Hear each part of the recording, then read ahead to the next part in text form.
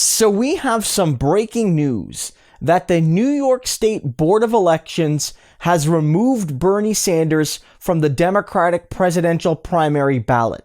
Now, last week, I spoke about how this was a possibility, how some of the Democratic Party forces in New York State were plotting to remove Bernie Sanders from the ballot.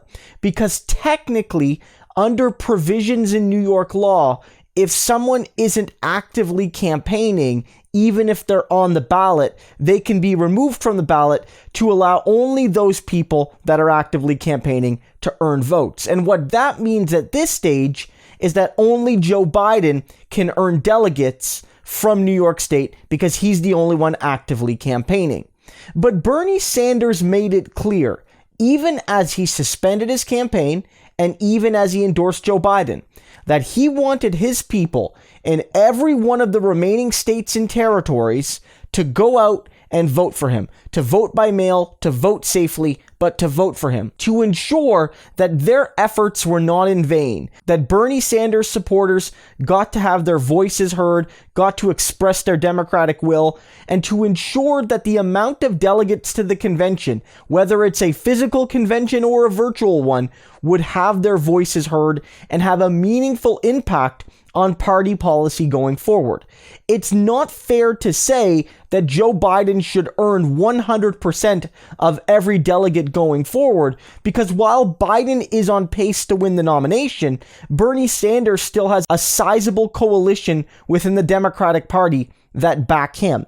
Bernie didn't want this, and I have to believe that one of the reasons Bernie Sanders dropped out early and endorsed Joe Biden so readily was that Biden at least was willing to work with Bernie Sanders on delegates. Biden himself, according to a report by the Huffington Post, was open to this reality that Bernie Sanders would endorse, but that Bernie would continue to accumulate delegates going into the convention. And if Biden was okay with that, and if that's what Bernie wanted to do, it doesn't surprise me that that was one of the things discussed when it came to the very early endorsements. Now, you might think, and I partially think too, that that wasn't enough of a concession for Bernie to make such a quick endorsement.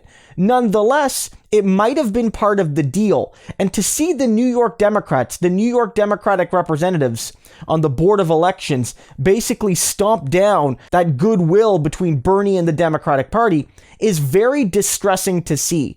Nina Turner puts it really well when she commented on this news. Their decision is bad. It's bad for the Democratic Party, and it's bad for democracy. It has a chilling effect on democracy as we know it, because the ability of the people to weigh in was stripped from them before they had an opportunity to cast a ballot. That's really what it's about. It's bad for party unity, it's bad for broader American democracy, and for all those Democrats that haven't had a chance to throw in their voice, it's bad for them too.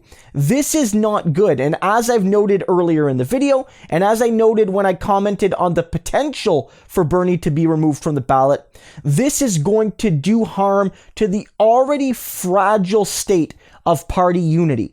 There's a lot of Bernie Sanders supporters, from Tara Reade to Biden's cognitive decline to his failure to back Medicare for All and a Green New Deal and other key policies, that aren't ready to go to Biden yet. But some have so much faith in Bernie Sanders that they're giving benefit of the doubt to Biden and the party. You can think that's a good thing, you can think that's a bad thing, but it's a thing.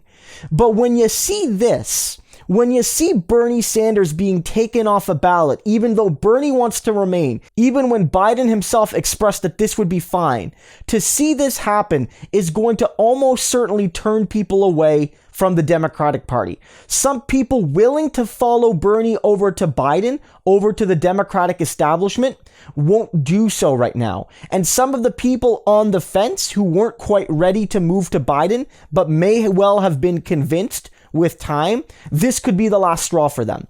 This is such a silly move by the New York Democrats on the Board of Elections. It's such a silly move because it's all about optics.